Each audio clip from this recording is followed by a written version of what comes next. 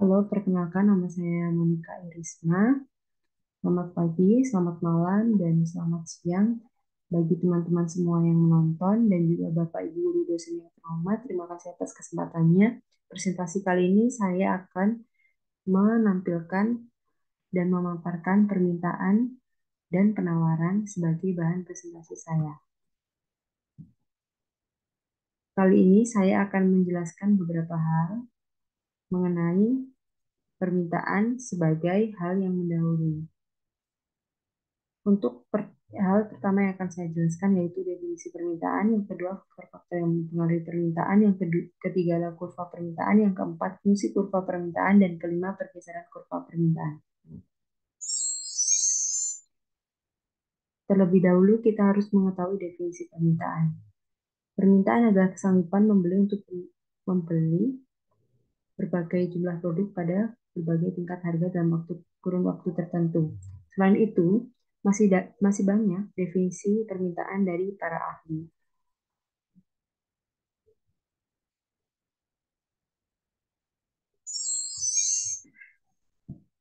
Faktor yang mempengaruhi pemerintahan antara lain satu, harga.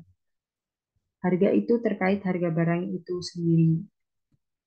Dan yang kedua adalah pendapatan masyarakat sebagai konsumen.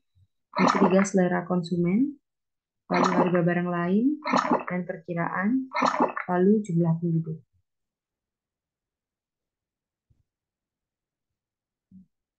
Selain itu, ada hal yang mempengaruhi permintaan, yaitu harga barang substitusi dan komplementer.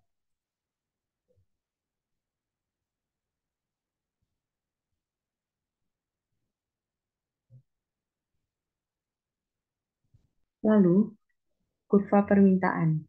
Beginilah bentuk kurva permintaan. Hukum permintaan atau ceteris paribus menyatakan bahwa bila harga naik maka jumlah permintaan akan turun dan sebaliknya. Untuk menggambarkan kurva permintaan digunakan sebagai tolak ukur adalah harga, sedangkan faktor-faktor lain dianggap konstan.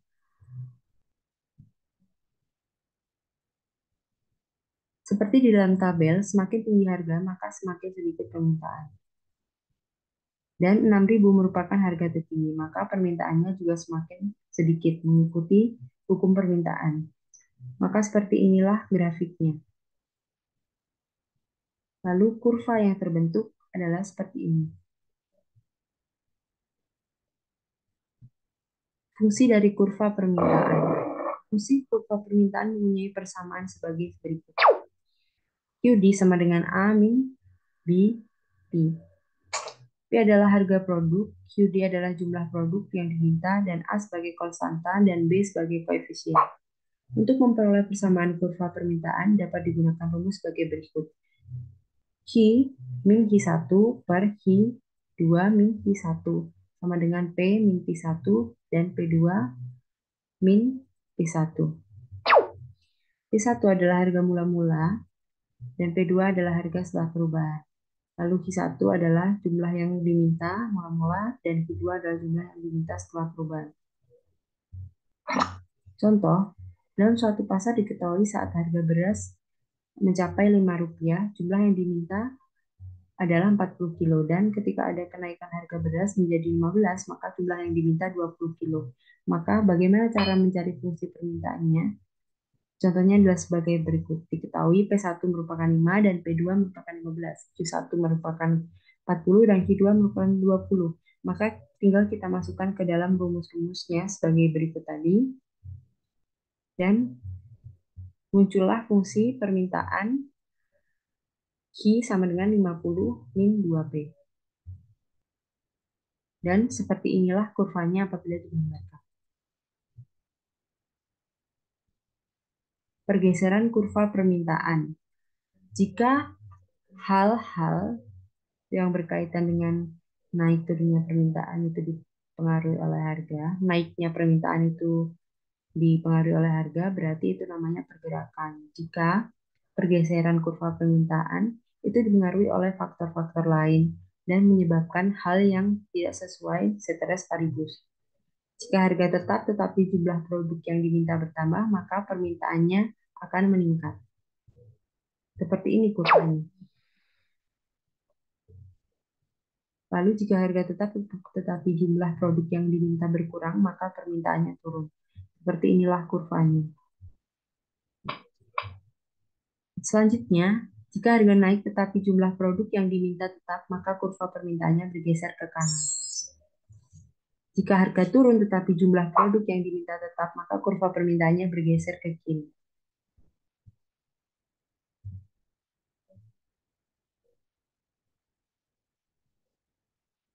Lalu kita akan belajar terkait penawaran.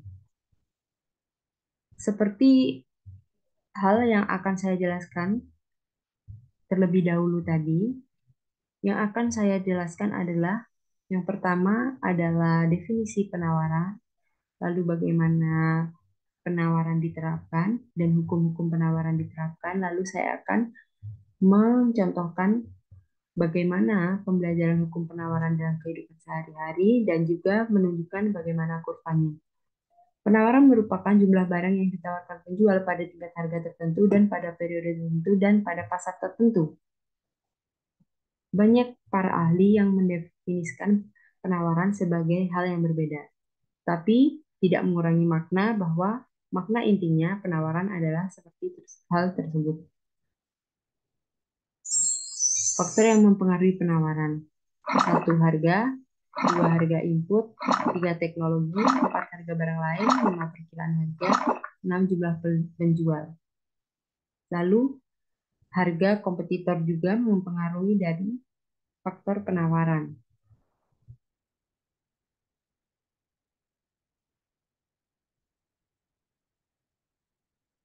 Selain itu, ada hal lain yang dapat mempengaruhi penawaran, yaitu adanya sumber daya yang tersedia, lalu faktor dari penjual atau produsen, berapa banyaknya penjual atau produsen yang memproduksi, lalu ada harga dan ketersediaan barang sejenis atau barang pengganti, lalu biaya produksi pun itu akan mempengaruhi dari penawaran, jumlah penawaran, lalu waktu produksi, serta kebijakan pemerintah, pajak, dan subsidi.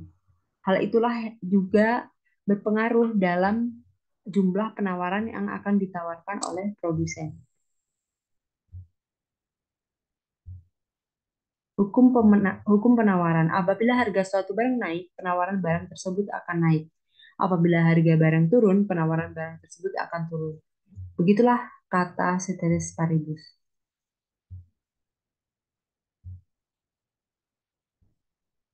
Tabel penawaran durian di pasar minggu. Inilah yang akan saya jadikan contoh sebagai pembelajaran hukum penawaran dalam kehidupan sehari-hari.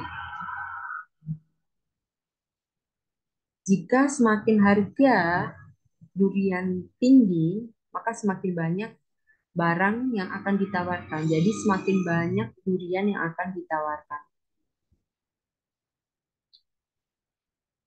Jika bentuk dari tabel tadi digambarkan sebagai kurva, akan terjadi seperti ini bentuk kurvanya. Jadi semakin miring ke arah kanan jika harganya semakin tinggi. Contoh, pada saat harga barang X atau kita sebut saja durian, Rp5, jumlah yang ditawarkan 5 unit atau 5 buah. Jika harga barang tersebut naik menjadi 15, jumlah yang ditawarkan ditambah menjadi 55 unit. Lalu, bagaimana fungsi penawaran barang tersebut digambarkan, yaitu seperti ini. Rumusnya sama dengan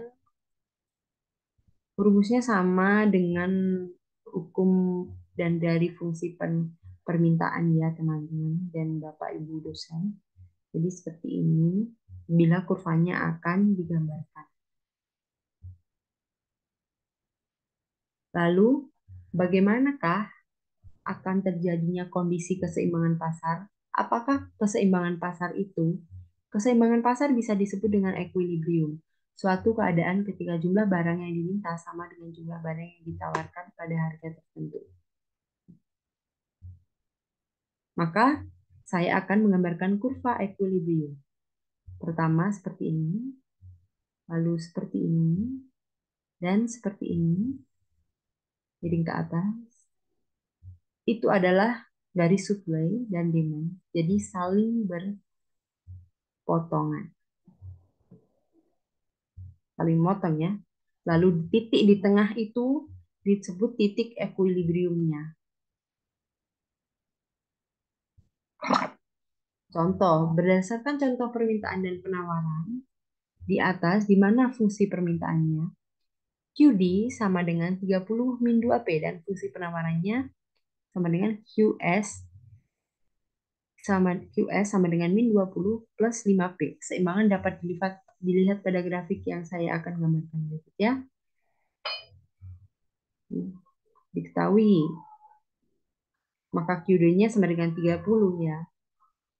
Maka kurvanya akan seperti ini.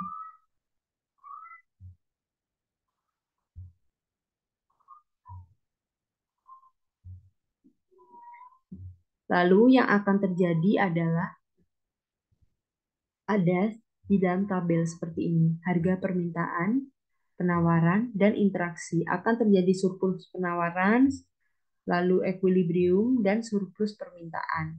Beginilah nilainya.